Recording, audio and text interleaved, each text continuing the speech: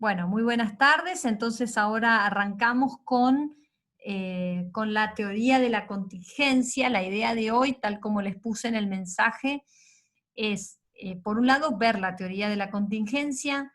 Ahí les tengo preparado un videito que me gustó mucho, muchísimo en estos días, por otra cosa, revisando una cosa u otra.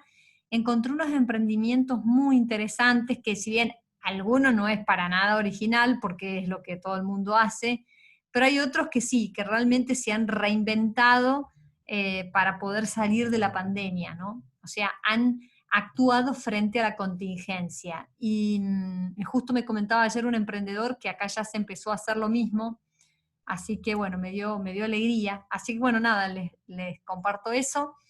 Después la otra parte de la clase, yo les traje, como les dije, un trabajo de práctico así en línea, para que si sirve a modo de practicar, estaría buenísimo. También para hacer un repaso general de todos los temas, no solo del segundo, todos los temas que van a ser del segundo parcial, sino también los temas que van a ir del primer parcial, o sea, porque quizás todos, yo ahora no me acuerdo la lista, pero quizás todos aprobaron y les fue maravillosamente bien. Pero bueno, quizás como modo de repaso para el global, para prepararse para el global. Y después les voy a dar, como tal como les dije, esta mañana, les voy a dar algunas indicaciones importantísimas que va a ser del interés de ustedes porque tiene que ver con el parcial.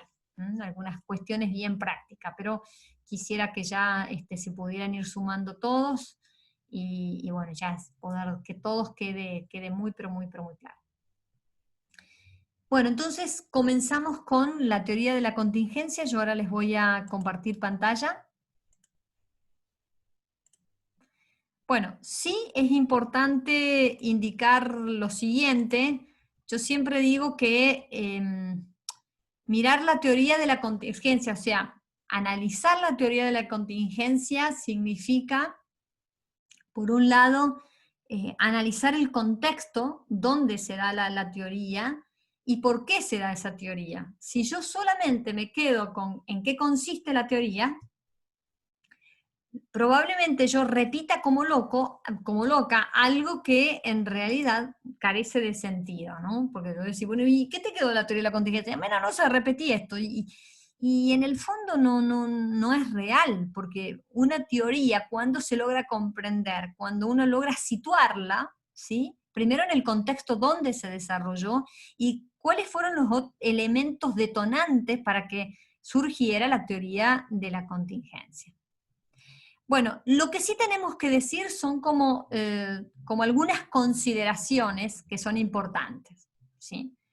La primera, dentro de este tema de la teoría de la contingencia, es importante, dijimos, tener presente el contexto. Entonces, en ese contexto estamos en 1950, donde una de las, digamos, de los hitos que fueron desarrollándose en esa época tiene que ver con básicamente que hubo una fuerte crisis, digamos como siempre, pero digamos, también en ese momento era muy contundente, una fuerte crisis económica en toda América Latina.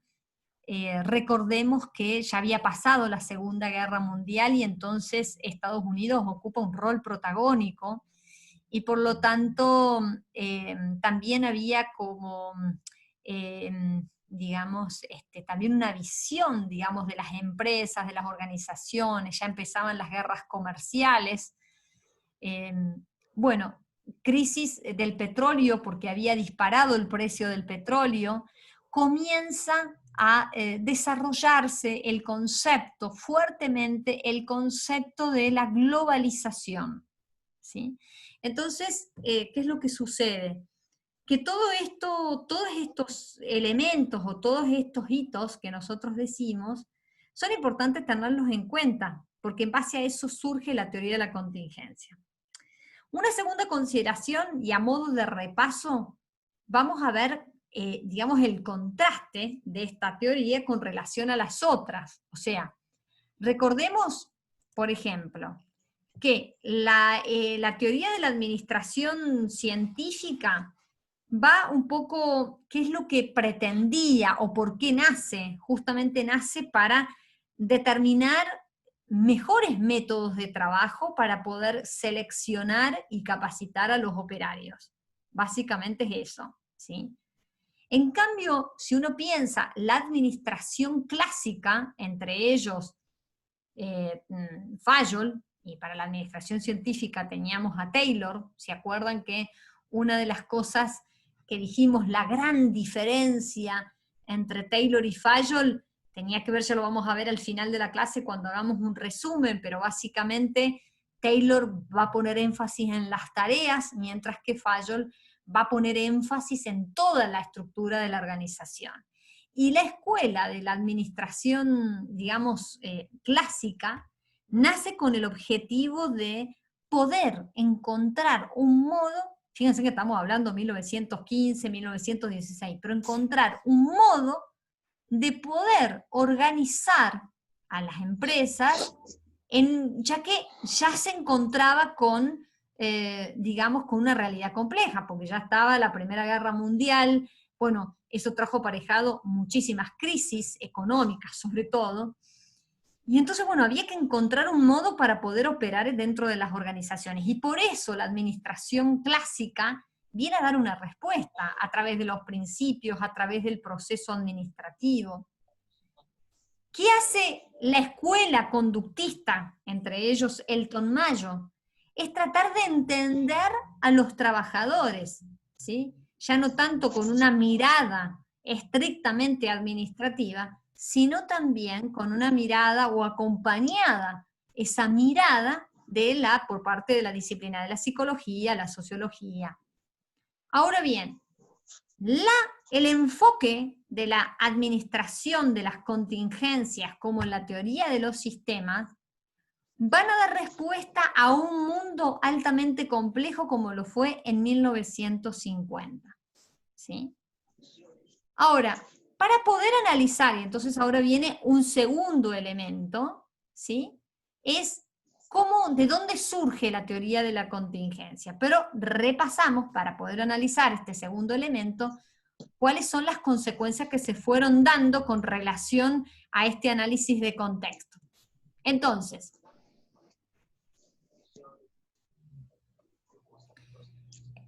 el enfoque de la contingencia justamente va a poner énfasis en que no existe una única forma de analizar una situación de la administración. ¿Sí? Y acá es importante que pongan en consideración, que lo subrayen, ¿sí? Lo que es el elemento externo e interno dentro de la organización. Y acá entonces me voy a recurrir a la segunda consideración que decíamos recién.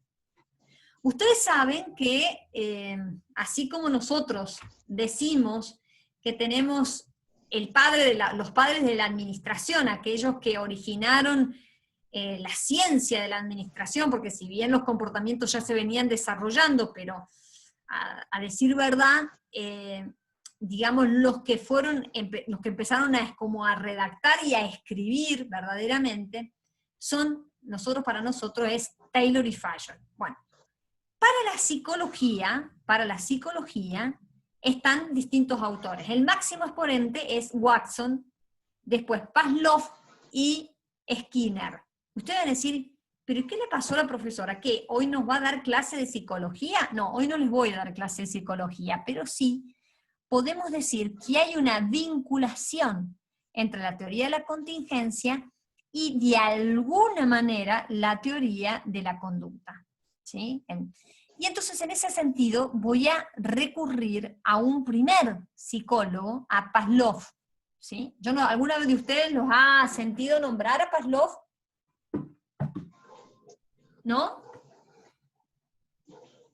No, profe. Bueno, muy bien. Pavlov resulta que, él como autor empieza a analizar sobre el comportamiento de las personas, pero dice, bueno, vamos a probar primero qué pasa en los animales. ¿Sí? Bueno, muy bien. Entonces toma un perro, ¿sí?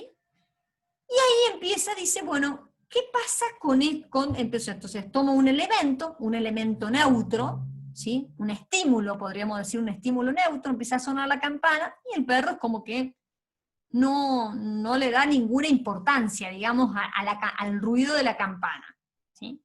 Entonces él a esa operación, él la va a llamar estímulo incondicionado y respuesta incondicionada. Ahora dice, bueno, bien, muy bien, ¿qué pasa si empiezo a tocar la campana, ¿sí? Y acto seguido poner alimento? No pasaba nada. La segunda vez que pone la campana y el alimento, el perro empieza a asociar.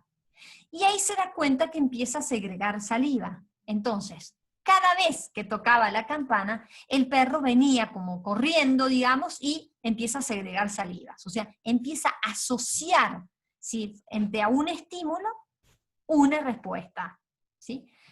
Bien, a eso se lo llamó operación o condicionamiento simple. Un estímulo, una respuesta. Bueno, después vino otro autor que realmente a él se lo considera como el padre del conductismo, llamado Watson. E hizo Hola, una... Hola, ¿se escucha ahí? ¿Sí? sí, Y, profe. ah, Disculpe, estaba probando una cosa. está bien. No, y ahí él hizo un pequeño experimento que era con un bebé de 1 año y medio y una rata. ¿Sí? Ustedes van a decir, no, pero increíble. Sí, eso fue increíble. Entonces, un primer momento tenía la rata que estaba al lado del bebé, donde el bebé no se asustaba. Después hicieron pruebas de poner ruidos muy fuertes cada vez que aparecía la rata y entonces el bebé, ¿sí?, se asustaba y empezaba a gritar, ¿no? Esto es muy interesante porque él se da cuenta que antes, como estaba con la campana y el animal, Watson empieza a darse cuenta que eso también es lo que nos pasa a los seres humanos, que frente a distintos estímulos hay respuestas. Bueno, hubo un tercer autor, y acá es donde me quiero detener porque vamos a encontrar como una pequeña, como una pequeña aclaración con respecto a esto, que es que justamente un autor que se llamaba Skinner, acá hago una aclaración. ¿Por qué la corriente conductista de la psicología nace? Nace porque en realidad debía de alguna manera contrarrestar digamos, toda la corriente muy fuerte de Freud, que era con el psicoanálisis. La corriente conductista lo que viene a traer en evidencia es que frente a un determinado estímulo hay respuesta, o sea, hay evidencia.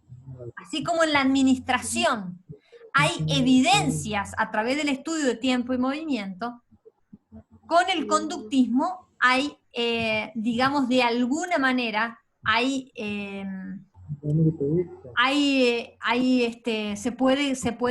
se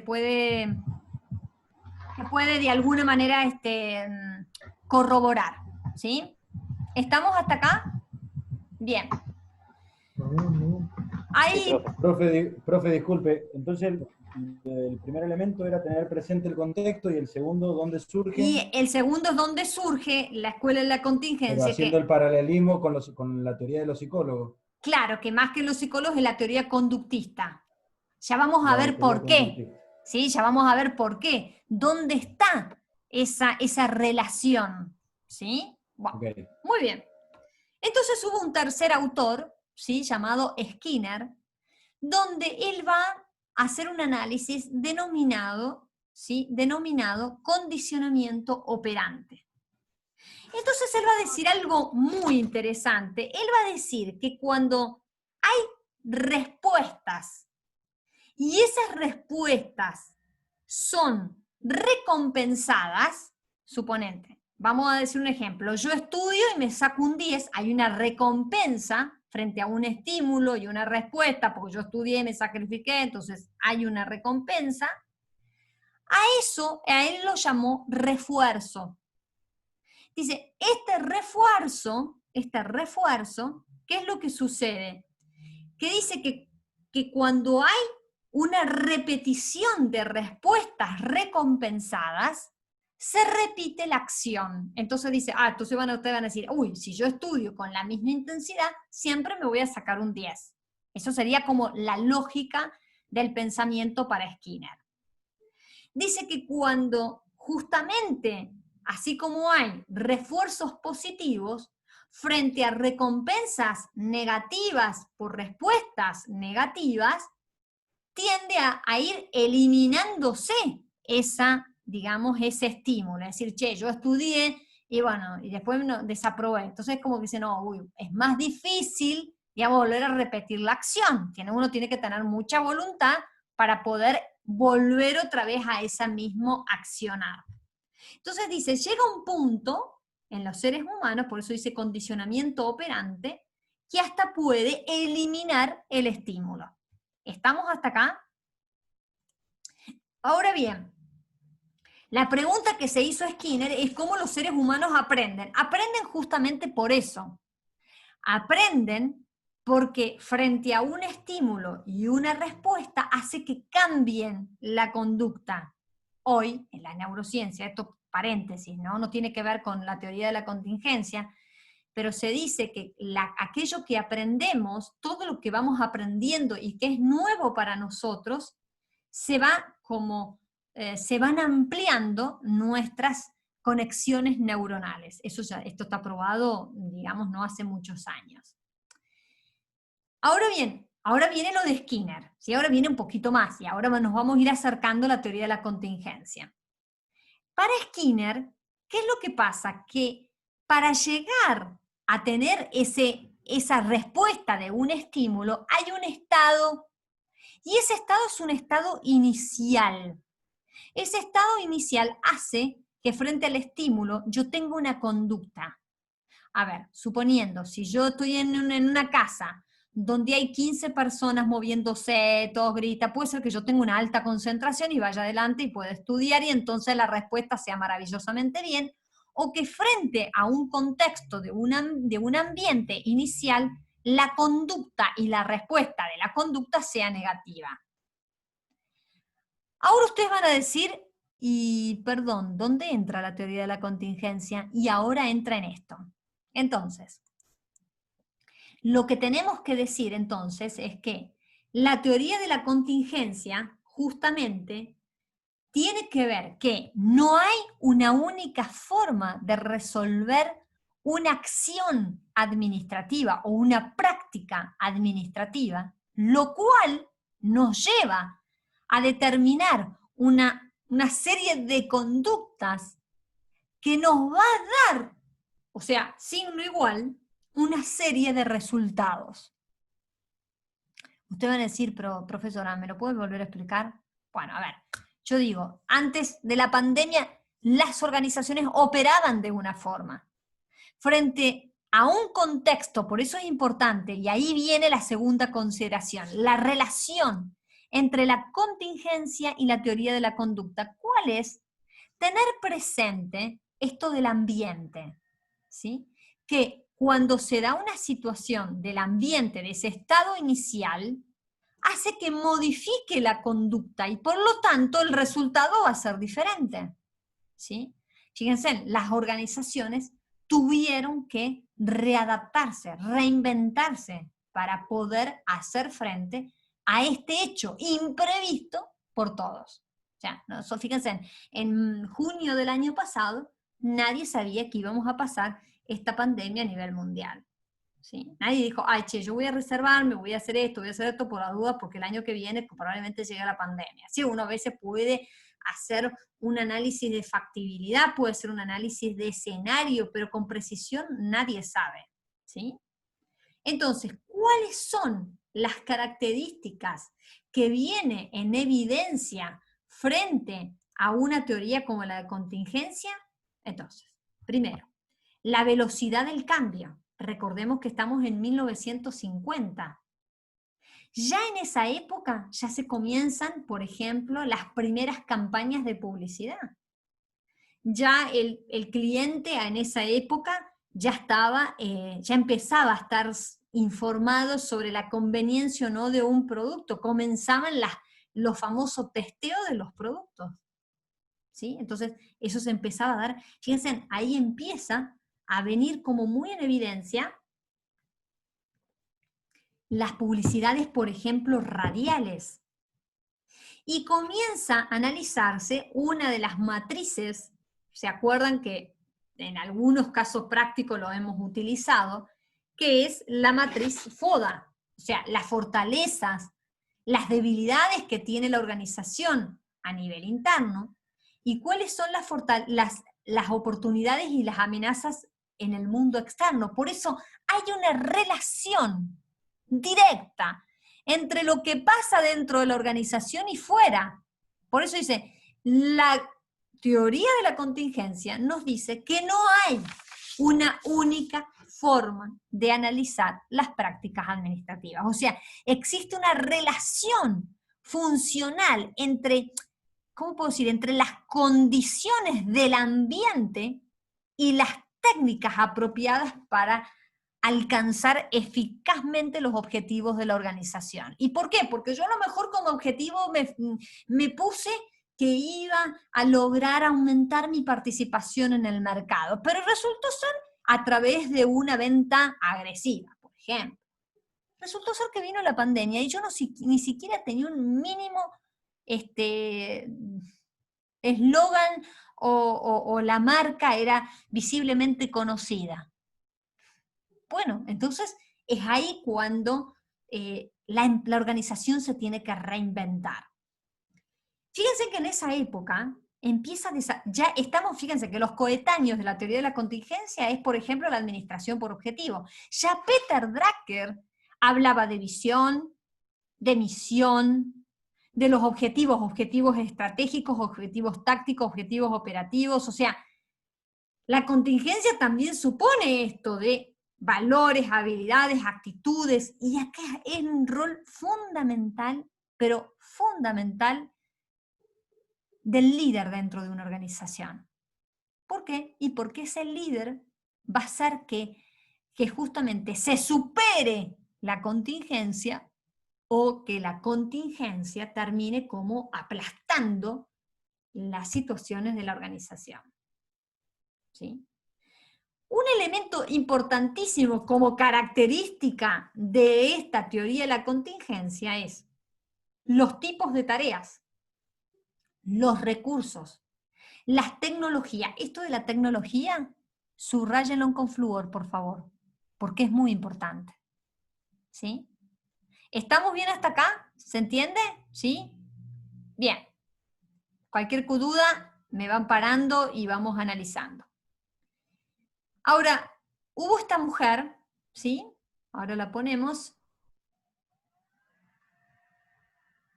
Joan Warward, que ahí, ¿cuál fue lo más importante? El aporte de esta mujer, ¿sí? Era una de las también sociólogas, y ella empieza a analizar, ¿no? Empieza a analizar todo lo que es, digamos, el proceso productivo, y ahí se da cuenta que, por un lado, haciendo una comparación entre la visión tayloriana, que era pasar de trabajar de una forma, de alguna manera, artesanal para pasar a un método racional del trabajo.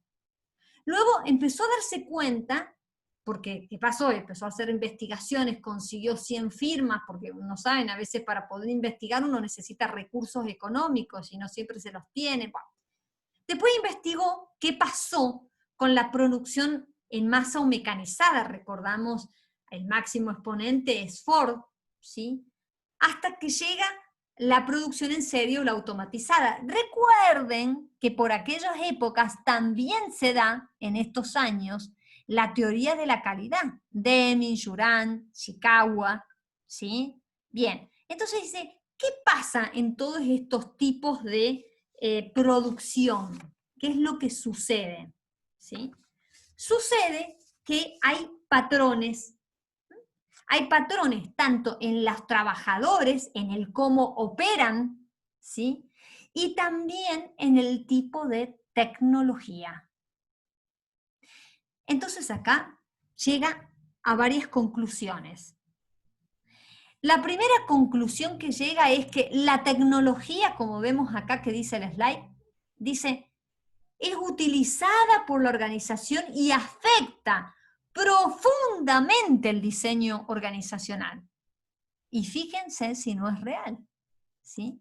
Yo digo, hoy, con la pandemia, se ha visto esto.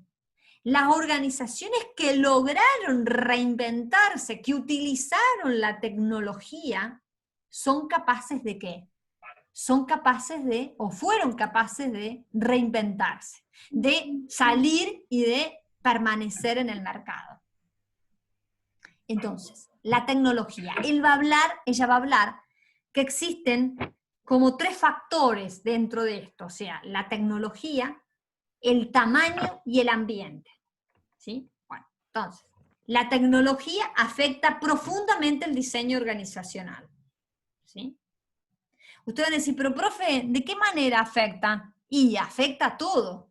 Porque si vos tenés, a ver, vamos a decir, vos tenés sos panadero, y resultó ser que vos, no sé, conseguiste un crédito blando, vamos a imaginarnos que con esta ayuda que dio el gobierno, 0 interés para los pequeños emprendedores, bueno, compraste el horno industrial.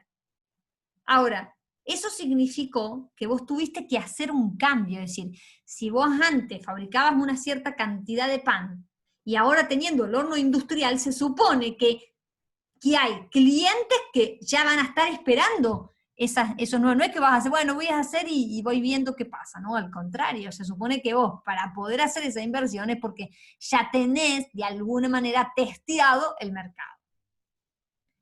Dice, existe, otra de las conclusiones que llegó esta autora, dice, existe una fuerte correlación entre la estructura organizacional y previsibilidad de las técnicas de producción. ¿Sí?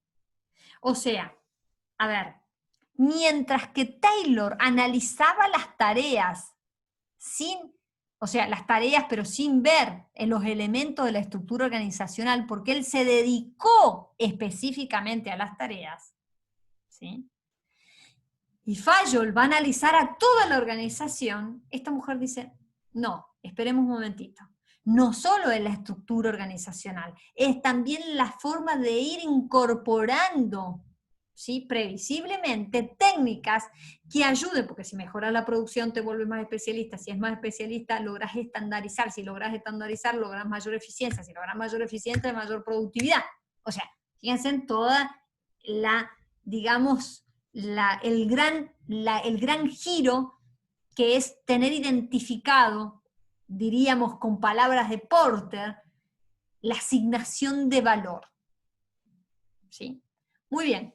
Otro elemento concluyente que llega a esta autora es que las empresas con operaciones estables, fíjense, necesitan estructuras diferentes de aquellas organizaciones con tecnologías cambiantes. Y esto ha pasado. O sea, organizaciones que, apoyándose en la tecnología, ¿sí?, han tenido que modificar su estructura interna. A ver, voy a contar un caso salido del horno. Anoche en mi otra clase vinieron 2 empresarias de aquí de Mendoza, y una de las cosas que decía una de estas empresarias ella decía, pero textuales palabras, decía, nosotros hemos tenido que hacer un cambio, porque dice, el mundo digital y con la presencia de Internet vino para quedarse, pero para no irse nunca más. Entonces, este cambio nos llevó a pensar que tenemos que modificar todas las prácticas del proceso administrativo, que es planificar, organizar, dirigir y controlar. O sea, si yo lo sigo teniendo a modo de papel en la cabeza, ya no va más. O sea, puede soportar la empresa un tiempo, pero es lo que le está pasando. O sea, es decir, llega a su casa y en su casa tiene que apartar, porque empezó a decir, che, la pandemia, no vendemos nada, bueno, pongámonos con Facebook. Bueno, muy bien. Pero claro, ella está en la parte administrativa, no hay un community manager, o sea, todo lo tiene que hacer ella, entonces llega a su casa, o sea, termina su actividad laboral, llega a su casa y se pone a responder los mensajes de Facebook. ¿Sí? Entonces digo, cuando nosotros tenemos una estructura en la cual contamos con una fuente, lo que decía esta autora, en 1958, fíjense que ella no lo decía pensando que iba a haber Facebook, ni Instagram, ni WhatsApp Business, pero ya se venía un primer cambio epocal, y que era necesario readaptarse. Otro elemento concluyente.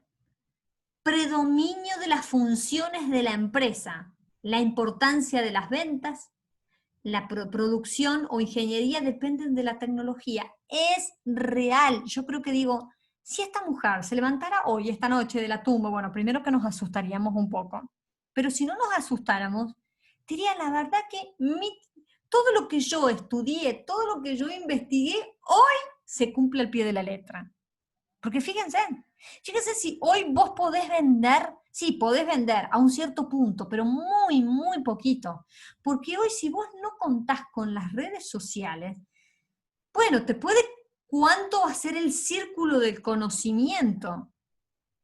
¿Sí? Hoy se habla del boca a oído digital, porque a nivel análogo, o sea, a boca, a oído, así como, llega a un cierto nivel, y muy limitado, por cierto.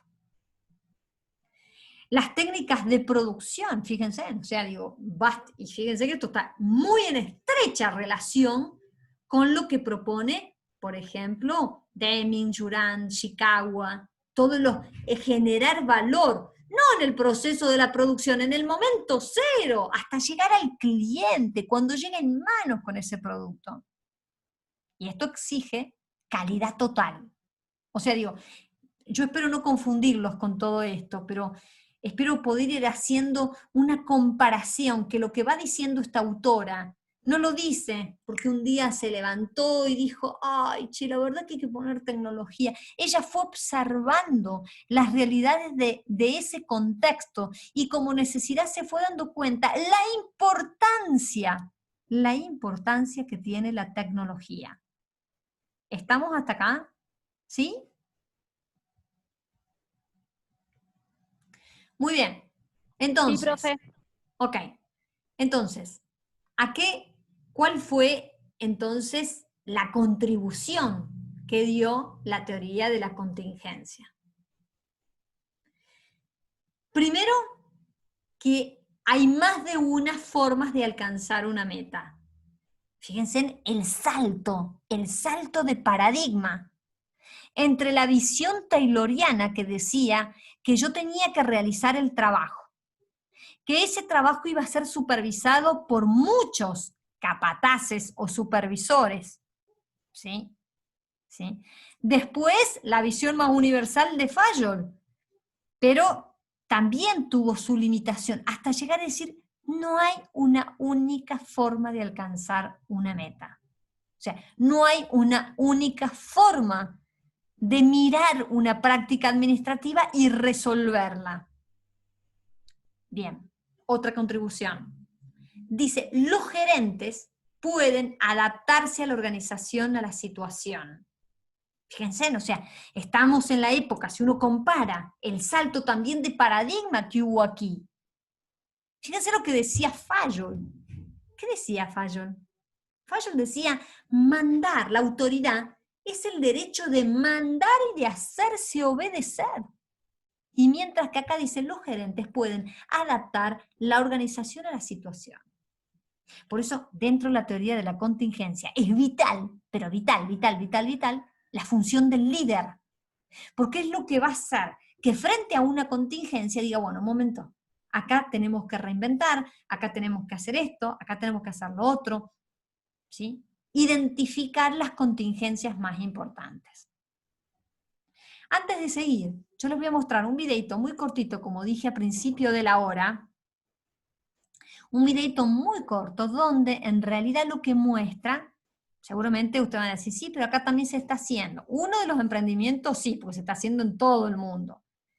Pero son gente que se tuvo que readaptar, que de pronto tenía una actividad y dijo, che, no viene más nadie. Y por más que, bueno, puedo llegar a ofrecer algo en forma online, pero mi negocio es vitalmente físico. Tengo que reinventarme. Bueno, ahora lo vamos a ver.